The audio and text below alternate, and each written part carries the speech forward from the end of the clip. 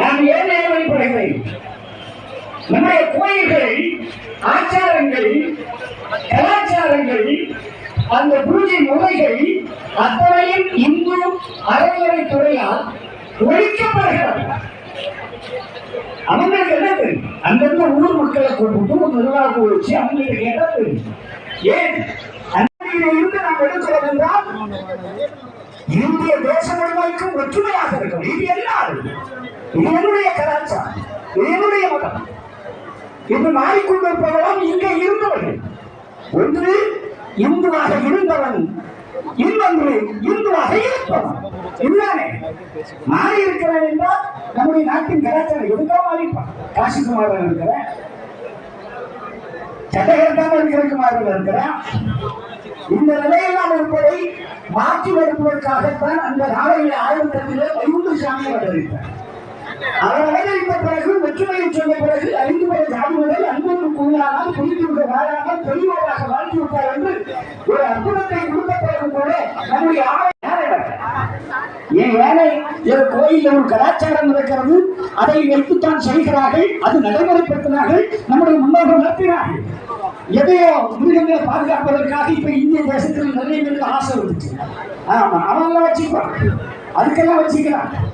ஆனா நமக்கு இருந்தாலும் ஏன் கலஞ்சி போகும், ஏன் அப்படி ஆயிடும், ஏன் அப்படி வாழ்க்கையில நடைமுறையில மரணம் நிச்சயம். அதுக்காக எல்லாரும் சாப்பிடாம இருக்கும், செத்து போன சாப்பிடாம இருக்கணும், எல்லாம் சாப்பிடுறோம்ல. நாளைக்கே சாப்பிடணும், இன்னைக்கு செத்து போட்டு கடமைக்கிறோம் நிறைய இருக்கம்ல. ஆக நான் எதற்காக சொல்றேன், அந்த இதை கட்டிக்கிட்டு நம்ம கோயில்கள் புறக்கணிக்கப்படுகிறோம். நம்முடைய ஆலய வழிபாட்டு முறைகள் முன்னுக்கு பின் வேறாக இருக்க. அந்த நிலையை ஒழிக்க வேண்டும் என்றால் இந்துக்கள் ஒன்றாக இணைய வேண்டும். ஆமா, சாதி மதம் அரசியலை கலந்து ஒன்றாக இணைய வேண்டும். அந்த ஒன்றிணைந்தால் தான் பெரும்பான்மை என்ற இந்து தர்மம் பாரத நாட்டையை கட்டி காக்க முடியும். தமிழகத்தை ஆளவில்லை, தமிழகத்திலிருந்து இந்து அறநிலைத்துறை கோவையை விட்டு வெளியே செல்ல வேண்டும். அந்தந்த ஊர் மக்கள் நிர்வாகத்தில் நாங்க இருக்கோம், சாலை இருக்காங்க, எந்த பொறுப்புல இருக்கிறவங்க பெரியவங்க இருக்கிறாங்க, எங்க கையில எங்க கோயில் கொடுக்கலாம், உங்ககிட்ட ஏற்ற அந்த நிலைப்பாட்டில் தான் இந்த நிகழ்வுகள் எல்லாம் இங்கு நடந்து கொண்டிருப்பதால் இந்த யாத்திரை என்பது ஒற்றுமையின் ஓங்கார சின்னம். இந்த யாத்திரை என்பது இந்துக்களின் எழுச்சியான ஒரு நடைமுறை. இது பாரதம் வாழ்ந்து கொண்டிருக்கிறோம். இன்னும் பண்டைய கலாச்சாரங்கள் நம்மளை மறைக்கப்பட்டிருப்பதெல்லாம் மறுபடியும் கொண்டு வந்து இந்த முழுக்க நம்முடைய அன்னை மகாரி, அன்னை மகாலட்சுமி, அன்னை பகவதியா செந்தாமரையில் இருந்து உலகத்தை ஆளுகின்ற அந்த காட்சிகள் எல்லாம் உலகம் காட்ட வேண்டும் என்பதற்காக இந்த நிகழ்வை ஏற்பாடு செய்திருக்கிற காளிமலை ரத யாத்திரை குழுவினருக்கும் அதோடு வந்திருக்கிற பக்த மக்களுக்கும் நம்முடைய முன்னாள் அமைச்சர் பெருமகனார் அவருக்கும் இந்த மாவட்டத்தின் பாரதிய ஜனதா கட்சியின் தலைவர் அவர்களுக்கும் இங்கு தர்மத்தை பேணி காக்கிற என் தேச தொண்டர்கள் உங்கள் அனைவருக்கும் இதை வாழ்த்துக்களை சொல்லி நிறைவு செய்வதை சர்வமும் கைகொண்டவர். நந்தி மகன் ஞான கொடுந்தேனை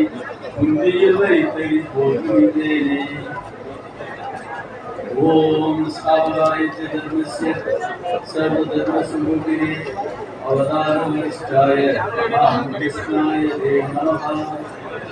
ஓம் பிரம்மா குருதேவோ மகேஸ்வரः. இந்த நிகழ்ச்சியிலே கலந்து கொள்ளும் சாது பெருமக்களுக்கும் முன்னாள் நமது சகோதரர் ராதாகிருஷ்ணன் அவர்களுக்கும் மற்றும் பக்தர்கள் அனைவருக்கும் எல்லாம் வல்ல இறைவனது அருளை புரிய வேண்டும் என்று பிரார்த்தனை செய்கின்றேன். ஹிந்து என்று சுவாமி விவேகானந்தர் கூறும் பொழுது, ஹிந்து என்று சொல்லும் பொழுது இவருடைய நாடி நரம்பெல்லாம் படைக்க வேண்டும், சிவப்பு ரத்தம் ஓட வேண்டும் சொன்னார். ஆனால் ஹிந்து என்று சொல்வதற்கே வெட்கப்படக்கூடிய கூட்டத்தை நாம் பார்த்துக் கொண்டிருக்கின்றோம்.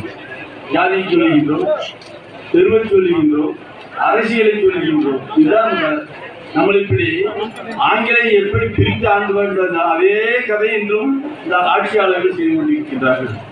நாம் அதை உணர்ந்து இந்து சனாதன தர்மத்தை சார்ந்தவர்கள் நாங்கள் இந்த பாரத தாயினுடைய புதல்வர்கள் என்று சொல்வதிலே பெருமை கொள்ள வேண்டும். அந்த பெருமையின் காரணத்தினால் தேசம் காக்கப்பட வேண்டும். இதனுடைய பழம்பெருமை கலாச்சாரம் நிலைத்திருக்க வேண்டும், உலகுக்கு குருவாக ஆகிக் கொண்டு வருகின்றோம் என்று இந்த உலகம் பாரதத்தை திரும்பி பார்க்கின்றது. உலக நாடுகளெல்லாம் நம்மை திரும்பி பார்க்கின்றது. நம்முடைய அபிப்பிராயம் எல்லாம் உலகத்தில் ஒரு பெரிய காரியம் செய்வதற்கு யோசிக்கின்றார்கள். அந்த அளவு நாம் முன்னேறி கொண்டு வருகிறோம் என்றால் இன்று மத்தியில் நாம் அமைந்திருக்கக்கூடிய ஆட்சியின் தன்மை, அதனுடைய பலம் பொருந்திய ஆட்சியினால் இந்த உலகம் நம்மை திரும்பி பார்க்கின்றோம். அதை நிலத்திலிருந்திருக்கும் நாம் ஒன்றுபட வேண்டும் என்ற ஒரே நோக்கத்தில் இந்த காடிமேலுடைய யாத்திரையானது மிகப்பெரிய முயற்சியிலே அதனுடைய குழுவினர்கள், நம்ம சட்டத்தை சார்ந்தவர்கள், இந்த இயக்கத்தை சார்ந்தவர்கள் ஒவ்வொரு வருடம் செய்து வருகின்றார்கள். இது ஒற்றுமைக்காக வேண்டிய ஒரு யாத்திரை. இது நாம் பலமாக இருக்கும் பொழுதுதான் நமது பலத்தை காட்ட வேண்டும். நாம் அன்னையனுடைய அருளால் ஒன்றுபடுவோம். உலகுக்கு குருவாக நாம் மாற வேண்டும். உலகத்திற்கு நன்னறிகளை போட்டக்கூடிய நமது இந்து மதத்தினுடைய மிகப்பெரிய கலாச்சாரத்தை, பண்பாட்டை உலகுக்கெல்லாம் நாம் எடுத்து வழங்க வேண்டும். வீரத்தோடு இருக்க வேண்டும், அதே சமயத்தில் விவேகத்தோடும் இருக்க வேண்டும்.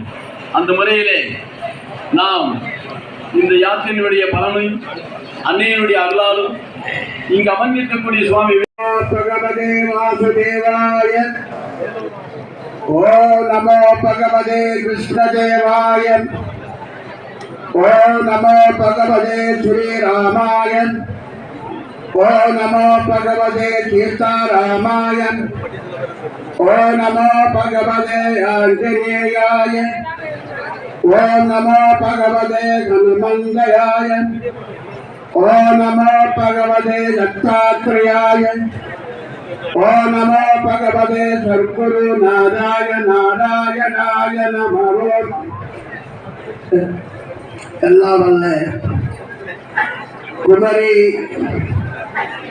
கரை அருகிலே எழுந்தருளி நமக்கெல்லாம் எல்லா நலங்களையும் வளங்களையும் அவ்வப்போது அழுத்திக் கொண்டிருக்கின்ற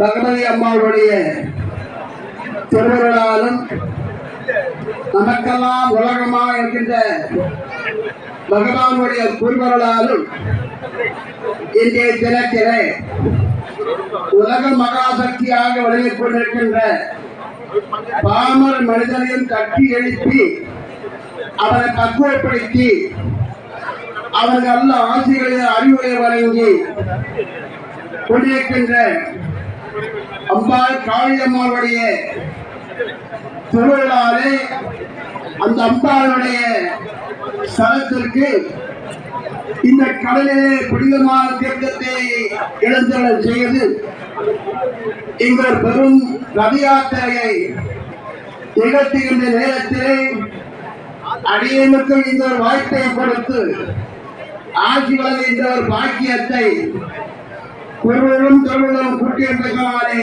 நான் மகிழ்ச்சி அடைகிறேன்.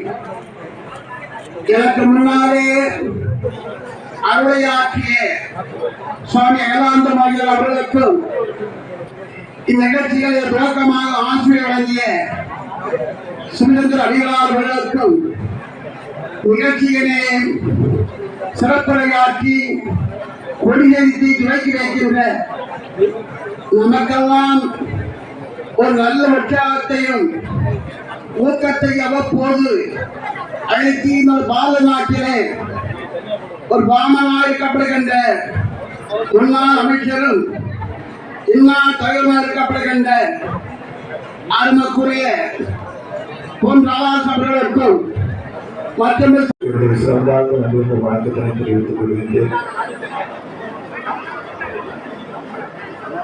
40 வருஷத்துக்கு முன்னாடி காளிமலை பெரும்பாலும் மாவட்டத்தில் யாருக்கும் தெரியாத ஒரு நிலை இருந்துச்சு. இந்த காளிமலை உலகிற்கு வெளிக்காட்டப்பட்டிருக்கிறது என்று சொன்னால் அதற்கு மிக முக்கிய பொறுப்பாக மரியாதைக்குரிய நாராயணன்ஜி அவர்கள், சலீம் அவர்கள், மோகன்தாஸ் அவர்கள் மற்றும் விஜயகுமார் போன்ற பல பேர் அந்த முன்னெடுப்பில் இருக்கிறார்கள். அதற்கு பின்பாக நம்முடைய இயக்கங்கள் எல்லாம் சேர்ந்து இந்த யாத்திரையை மேற்கொண்டு வருகின்றோம். ஒரு காலத்தில் ஒற்றை பாதை கூட கிடையாது. அது பின்னாடி சாலைகள் அமைக்கப்பட்டு மின்சாரம் கொண்டு செல்லப்பட்டு இன்னைக்கு அம்பாளுடைய ஆலயம்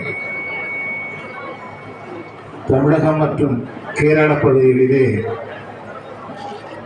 பிரபல்யமாக விளங்குவதோடு கூட அனைவருக்கும் அருளாசி புரியக்கூடிய அளவுக்கு அன்னையுடைய சக்தி வந்திருக்கின்றது. இது ரொம்ப முக்கியமான அம்சம் என்ன அப்படின்னா, ஆலயத்திற்கு செல்லக்கூடிய பாதை அதில் ரோடு அமைக்கிறது, அங்கு போகக்கூடிய பக்தர்களுக்கு வசதிகள் செய்து கொடுப்பது, பல விஷயங்கள் இருந்து கொண்டிருக்கின்றன.